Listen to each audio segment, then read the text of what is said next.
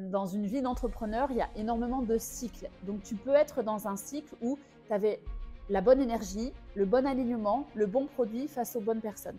Et si tu n'es pas prête à faire un pivot, ou en tout cas à te questionner, à remettre en question ton format, les attentes du marché et ce que toi tu as envie de faire, bah, ça crée ce blocage, ça crée ce truc où tu es coincé. Et en plus, c'est un cercle qui est plutôt négatif parce que quand tu te rends compte que tu vends moins, bah, du coup, soit tu vas te paralyser complètement et tu vas te dire bah, je ne sais plus quoi faire et là c'est bloqué, soit on teste un nouveau format. Nico va me poser les questions qui reviennent le plus souvent en mentorat avec mes clientes. Aujourd'hui, focus sur ce qui a bousculé le marché en 2024 et tout ce que tu peux faire pour raccrocher les wagons et que tu veux vendre en ligne en 2025. Je suis Maïté Ropers, coach business et j'aide les entrepreneurs à développer leur business grâce à des astuces et des stratégies en ligne. Ouais, le truc qui, pour moi, a le plus changé, ce qu'il faut vraiment réaliser, c'est qu'en 2020, il y a eu un gros shift des habitudes de consommation à cause de la pandémie.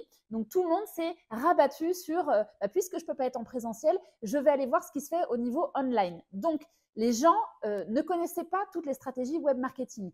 En 5 ans, ils ont été énormément confrontés à ça. Et donc, la vraie différence, elle est ici. C'est qu'aujourd'hui, les gens ont l'habitude des techniques de vente, entre guillemets, web marketing. Donc, si toi, tu fais la même chose qu'en 2020 dans ta stratégie de contenu, dans ta manière de vendre et même dans ton rapport avec les personnes, avec ce que tu es prête à donner en ligne, eh ben, ça ne va plus marcher. Ce qui fonctionnait en 2020 ne fonctionne plus en 2025 parce que le marché a évolué et parce que les internautes sont devenus plus matures, plus conscients sur toutes les méthodes qu'il y a en ligne. Et c'est ça qui fait vraiment la différence. En fait, aujourd'hui, si toi, tu fais, par exemple, dans ta création de contenu sur Instagram, tu fais 3 astuces pour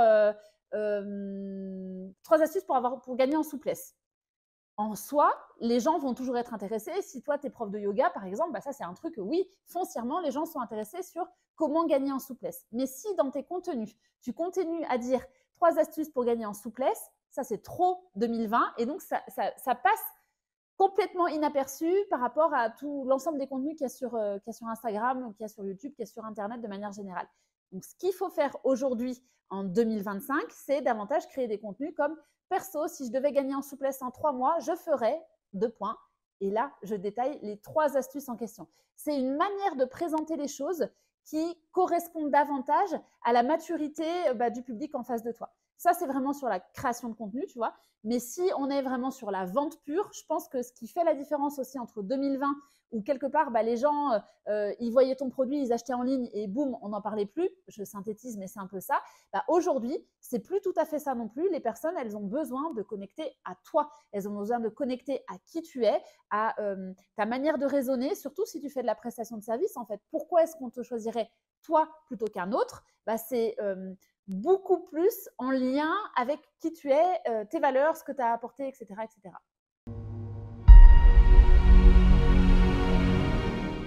Ouais, ça, c'est vraiment quelque chose que je vois avec mes clientes en mentorat, notamment. J'ai pas mal d'exemples de super clientes qui, en fait, me disent ça marchait pour moi et aujourd'hui, ça marche plus. Moi, j'observe 2 choses. Première chose, c'est ce qu'on a expliqué juste avant, c'est vraiment l'évolution du marché et la maturité aussi des internautes aujourd'hui qui ont l'habitude, on est surstimulé, c'est une guerre de l'attention, etc. Donc, si tu continues avec des techniques de communication, une manière de t'exprimer qui est encore comme en 2020, forcément, ça crée un décalage et ça n'intéresse plus les internautes. Mais la deuxième chose qui est à voir aussi, c'est que certainement, toi, entre 2020, même 2021, 2022, et maintenant, tu as évolué. Et souvent, le problème, c'est que dans tes offres, dans ce que tu proposes, tu n'es pas au niveau. En fait, ce qu'on attend aujourd'hui, et moi je suis convaincue que c'est ça qui va marcher en 2025 et après, c'est qu'il y a un retour à ton authenticité. En fait, il faut que ton ADN, ce qui fait que tu es toi, fasse la différence tout seul. Il faut qu'on puisse voir ça absolument. Le problème aujourd'hui, c'est que si tu es prestataire de service et que tu n'es pas prête à donner de toi, donner de ta personne, mais attention, je ne dis pas qu'il fallait montrer tes fesses sur mime, quoi. C'est pas du tout ça. Mais si tu n'es pas prête à assumer qui tu es et à le faire vraiment transpirer de ta communication, de tes offres et de l'ensemble de ta stratégie, ça ne marchera pas. Donc, Même si tu vendais il y a quelques années et qu'aujourd'hui tu ne vends plus, c'est aussi à cause de ça, c'est parce qu'aujourd'hui, on ne sent pas assez de toi et du coup, on n'arrive pas à connecter et donc ça crée une distance qui fait qu'on n'est pas prêt, on n'est plus prêt à acheter chez toi.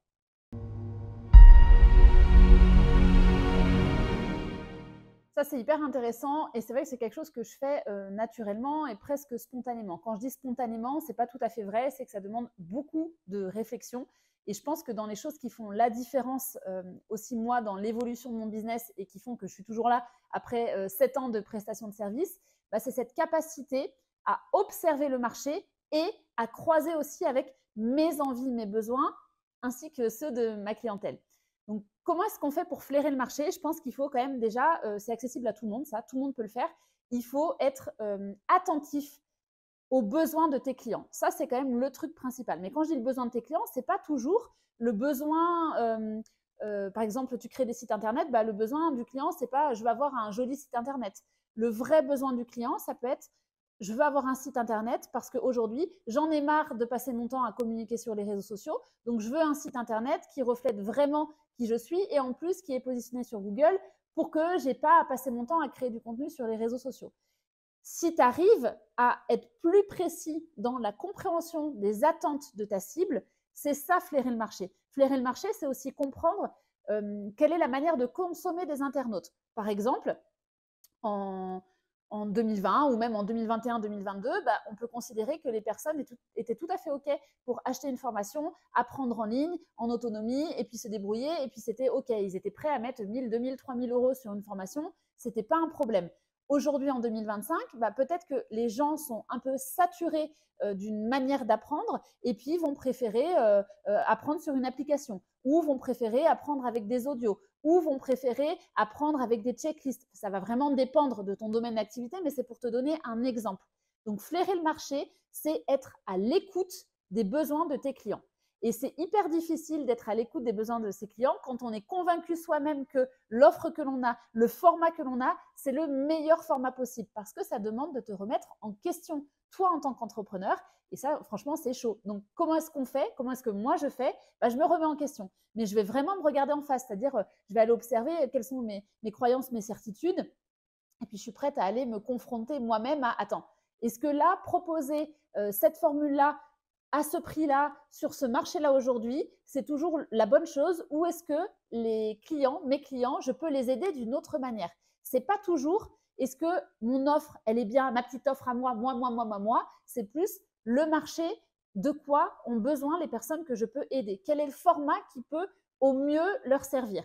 Par exemple, c'est pour ça que moi, j'ai fait le pivot de prestation de services SEO où je sais qu'il y avait un fort besoin qui était autour de je veux que mon site internet il soit visible, etc.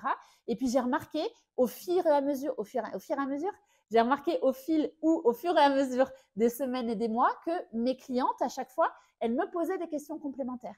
Donc, elles attendaient de moi que je puisse les aiguiller aussi sur le marché, sur le business. Et c'était une demande qui était devenue vraiment très forte. C'est pour ça que j'ai écouté mon marché, le besoin de mes clientes, et que après je me suis dit, est-ce que moi j'ai envie d'accompagner mes clientes aussi sur le développement de leur business de manière générale? La réponse était oui, et c'est comme ça qu'est né le mentorat. Donc, ce que je veux te faire comprendre, c'est on peut apprendre à écouter le marché en ouvrant grand ses oreilles, en ouvrant grand ses yeux aussi, en écoutant les besoins et en observant qu'est-ce qui a changé dans la manière de consommer. Le format, les outils, les supports, et puis qu'est-ce que moi j'ai envie de dire qui pourrait vraiment aider mes clients maintenant.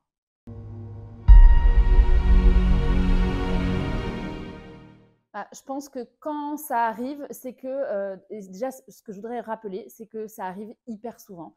Dans une vie d'entrepreneur, il y a énormément de cycles. Donc tu peux être dans un cycle où tu avais la bonne énergie, le bon alignement, le bon produit face aux bonnes personnes.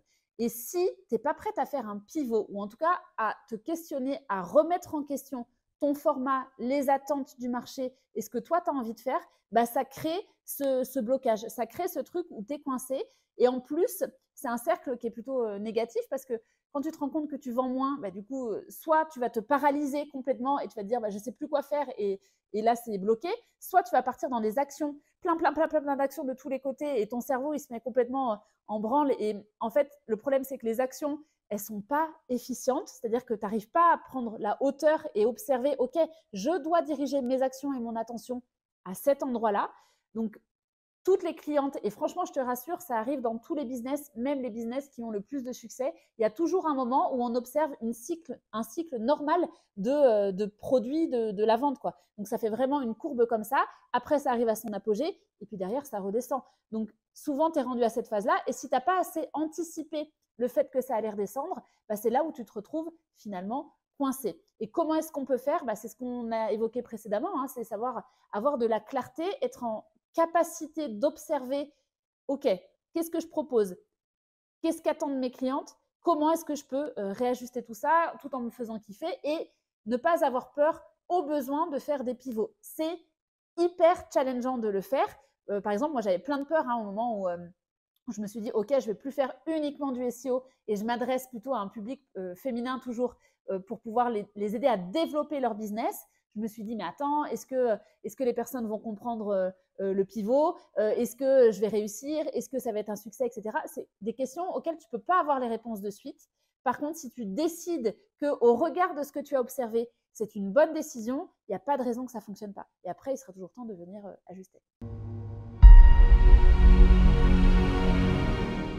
Alors, mon conseil, il va être vraiment d'être dans l'action. Je sais qu'en ce moment, on n'aime pas trop dire oui, les actions, il faut se reposer, gna gna, et tout. Moi, je ne crois pas à ça. En fait, ce en quoi je crois, c'est de mettre des actions en place et de tenir sur la durée. Donc, le conseil pour relancer les ventes et la machine, pour moi, ça serait d'aller observer comment est-ce que tu peux t'adresser à la communauté qui te suit déjà. Quand je dis la communauté, c'est que je suppose que tu as déjà quand même un compte Instagram ou sur LinkedIn ou sur Facebook ou peu importe. Il y a déjà un endroit où il y a des gens qui sont abonnés à toi. C'est ces personnes-là que tu peux et que tu dois venir solliciter, qui vont être les plus susceptibles de pouvoir acheter chez toi parce qu'ils te connaissent déjà. Donc, ne sous-estime jamais la puissance de ton réseau existant. Si tu n'as pas de réseau en ligne, oui, parce que je te connais, tu peux aussi me dire ça. Si tu n'as pas de réseau en ligne, tu as forcément un réseau physique. Tu n'es pas toute seule dans ton coin, sauf si tu viens de lancer ton business là ce matin. Et encore, si tu viens de lancer ton business là ce matin, il y a des gens que tu connais dans ta sphère amicale ou ex-sphère professionnelle. C'est ce réseau-là qu'il faut aller actionner. Et d'ailleurs, j'en profite, en fonction du moment où tu verras cette vidéo, j'organise un challenge en ligne de 4 jours où on va parler de ça et où je vais t'expliquer comment techniquement venir prendre contact avec les personnes de ton réseau pour pouvoir vendre maintenant.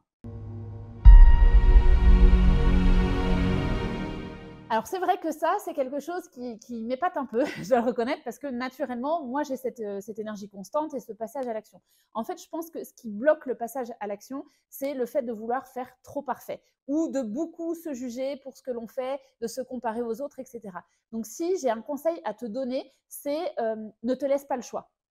Je sais que notre cerveau, il a vraiment tendance à nous dire « Oui, mais est-ce que tu es sûr, c'est dangereux, ça ne va pas le faire ?» Enfin, ton cerveau, il ne veut pas que tu bouges. Donc, pour passer à l'action, engage-toi, ne te laisse pas le choix. Donc, concrètement, qu'est-ce que tu fais? Tu prends un papier, un crayon et tu te notes que pour 7 jours ou pour 30 jours, vois en fonction de ce que tu sens que tu es capable de faire, je m'engage à contacter une personne par jour pendant 7 jours. Je m'engage à faire une story sur Insta tous les jours pendant 7 jours. Je m'engage à… Voilà, engage-toi. Si tu ne t'engages pas, la décision, elle peut venir que de toi. Donc, moi, je peux être là à te pousser aux fesses et à te dire « Ouais, go !» Faire la pop-up girl, la cheerleader pour te dire « Vas-y, tu peux y aller. » D'ailleurs, c'est ce que je fais avec mes clientes, vraiment en mentorat. Mais comment est-ce que je peux te dire ça? Moi, je peux être là pour te secouer le cocotier, mais je ne peux pas faire pour toi. Et la seule chose qui fait que tu passeras à l'action, c'est vraiment si tu décides de t'engager. Donc, tu t'engages, tu prends un papier, un crayon, tu choisis ton engagement et tu lâches rien, tu ne te trouves pas d'excuses. C'est vraiment la seule manière de fonctionner. Si tu es en galère avec ton business, si tu te retrouves coincé, bloqué et que ça te saoule parce que tu essayes plein de choses et ça ne fonctionne pas, tu es au bon endroit. Je t'invite bien sûr à t'abonner, tu cliques quelque part par ici et tu peux me dire en commentaire quel est ton plus gros blocage du moment. C'est quoi le truc qui fait que tu n'arrives pas à passer à l'action et c'est quoi le truc qui te manque le plus? Je verrai pour pouvoir t'aider personnellement.